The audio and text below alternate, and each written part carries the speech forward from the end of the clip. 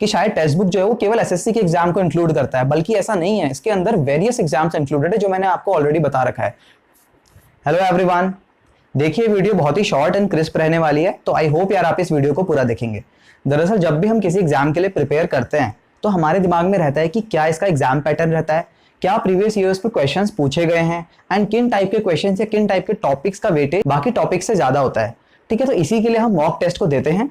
अब यहाँ पे बहुत सारे लोगों के बीच डाउट रहता है कि कौन सी मॉक टेस्ट सीरीज मुझे फॉलो करनी चाहिए जिससे कि मुझे सबसे ज्यादा फायदा हो। तो यहाँ पे मैं आपको सजेस्ट करूंगा कि आपको टेक्स्ट बुक की मॉक टेस्ट सीरीज फॉलो करनी चाहिए। देखिए इसके भी कुछ रीजंस हैं। सबसे पहला रीजन तो यही है कि यहाँ स्टूडेंट्स का एंगेजमेंट सबसे ज्यादा है, यानी कि इनकी जो टेस्ट सीरीज है उनमें बहुत सारे लोग अपीयर करते हैं, यानी किसी भी पर्टिकुलर मॉक टेस्ट को बहुत सारे थाउजेंड्स एंड लैक्स में स्टूडेंट अपीयर करते हैं, तो वहां आप अपनी प्रिपरेशन को बेटर जज कर पाएंगे। अब ऑब्वियसली बात है कि ज्यादा बच्चों के बीच ही आप अपनी प्रिपरेशन को अच्छे से जज कर पाएंगे रादर देन कम बच्चों के बीच। अब जैसे कि क्या होता है, कोई भी हम एनालिसिस या सर्वेज वगैरह देखते हैं तो उसी सर्वे या एनालिसिस को हम ज्यादा ट्रस्ट कर पाएंगे जिसमें ज्यादा लोग अपीयर हुए हो, ज्यादा लोगों ने पार्टिसिपेट किया हो।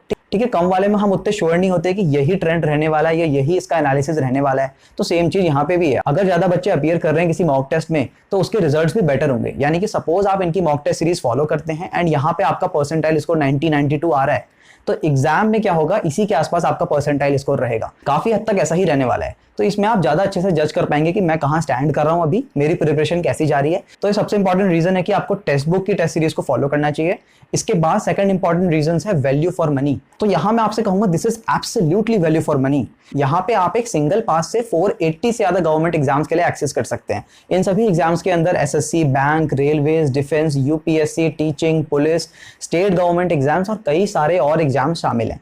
अब सपोज करिए आप एसएससी की प्रिपरेशन कर रहे हैं, ठीक है, बट आपने और भी एग्जाम्स के लिए अप्लाई कर रखा है। ठीक है, आपके एग्जाम होने वाले हैं सपोज 2 महीने 3 महीने बाद, बहुत सारे आपके एग्जाम्स होने वाले हैं, बट आपका मेजर कंसर्न है एसएससी के एग्जाम्स के लिए। ठीक है, सीजीएल एंड सीएचएसएल सपोज करिए अभी थोड़ी देर के लिए।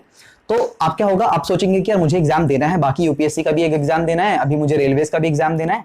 तो आप सोचेंगे कम से कम मुझे प्रीवियस ईयर्स का पैटर्न पता रहे तो यार मैं एग्जाम में अच्छे से कर पाऊंगा। ठीक है, ये दिमाग में रहेगा। भले ही आप उतना अच्छा स्कोर ना कर पाए, आपके दिमाग में रहेगा कि मुझे एक एग्जाम पैटर्न वगैरह पता लग जाए कि कैसा होता है। तो आप क्या करेंगे, आप उस सिंगल पास से उन सभी एग्जाम के लिए आप ऑलरेडी एक्सेस कर चुके हैं, तो आप उस पर्टिकुलर एग्जाम के लिए अलग से मॉक टेस्ट दे सकते हैं, उनके प्रीवियस ईयर क्वेश्चंस को अटेम्प्ट कर सकते हैं। देखिए होता क्या है, बहुत सारे लोगों को ये लगता है कि ये बंदा एसएससी की प्रिपरेशन कर रहा है तो शायद टेक्स्ट बुक जो है वो एसएससी के लिए ही होता है। मतलब ये बहुत सारे लोगों का डाउट है, मेरे फ्रेंड्स का भी डाउट रहते हैं कि शायद टेक्स्ट बुक जो है वो केवल एसएससी के एग्जाम को इंक्लूड करता है, बल्कि ऐसा नहीं है। इसके अंदर वेरियस एग्जाम्स इंक्लूडेड है जो मैंने आपको ऑलरेडी बता रखा है। अब देखिए इसकी सबसे इंपॉर्टेंट बात क्या हो जाती है, इसके अंदर आप चैप्टर टेस्ट भी दे सकते हैं।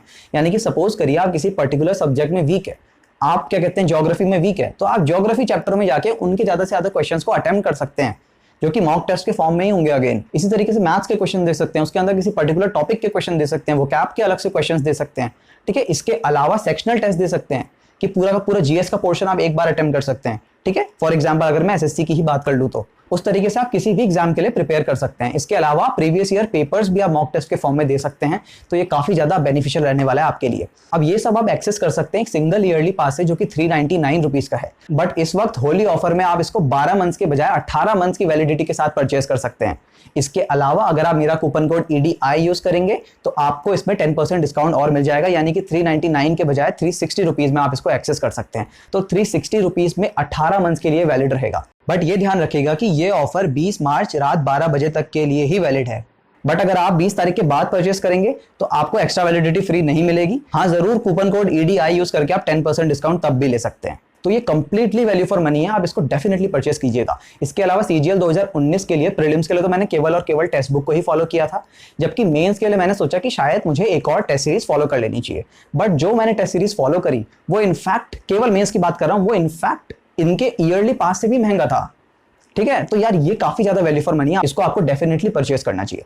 इसके अलावा जो इंपॉर्टेंट रीजंस है वो ये कि इनके अंदर बेस्ट एंड डिटेल्ड एनालिसिस आपको दे रखे हैं सॉल्यूशंस के, यानी कि जो भी मॉक टेस्ट आप दे रहे हैं उनके अंदर क्वेश्चंस को इन्होंने डिटेल्ड तरीके से समझा रखा है। जैसे जीएस में 4 ऑप्शंस हैं, तो चारों ऑप्शंस को भी इतना अच्छे से एक्सप्लेन कर रखा है कि क्या क्या है ये। ठीक है, वैसे इंग्लिश के वोकैबुलरी वाला एग्जांपल ले लो तो उन चारों एग्जांपल्स को अच्छे से एक्सप्लेन कर रखा है। अब जैसे मैथ्स का कोई क्वेश्चन है, कोई क्वेश्चन में आप फंस रहे हैं, आप उसका सॉल्यूशन देखेंगे तो उसका सॉल्यूशन उन्होंने बेसिक कॉन्सेप्ट से भी बता रखा है और साथ ही उसका शॉर्ट ट्रिक भी बता रखी है। ठीक है, एक बहुत अच्छी तरीके से एक्सप्लेन कर रखा है, तो ये काफी ज्यादा हेल्पफुल रह सकता है। इसके अलावा एक और इंपॉर्टेंट रीजन है इसको परचेज करने का, वो ये है कि इसमें different set of difficulty levels भी हैं, यानी कि आपको इजी मार्क्स भी मिल जाएंगे, मॉडरेट मार्क्स भी मिल जाएंगे, डिफिकल्ट मार्क्स भी मिल जाएंगे। तो आप अपनी प्रिपरेशन को बहुत अच्छा कर सकते हैं, जिससे कि एग्जाम में आपको फायदा हो, आप पैनिक ना करें, डिफिकल्ट सेट आ गया तो आप आराम से उसको कर सकते हैं। तो यार ये कुछ रीजन है जिनकी वजह से आपको टेक्स्ट बुक को डेफिनेटली ऑप्ट करना चाहिए। तो चलिए मिलते हैं नेक्स्ट वीडियो में। Thanks for watching. जय हिंद।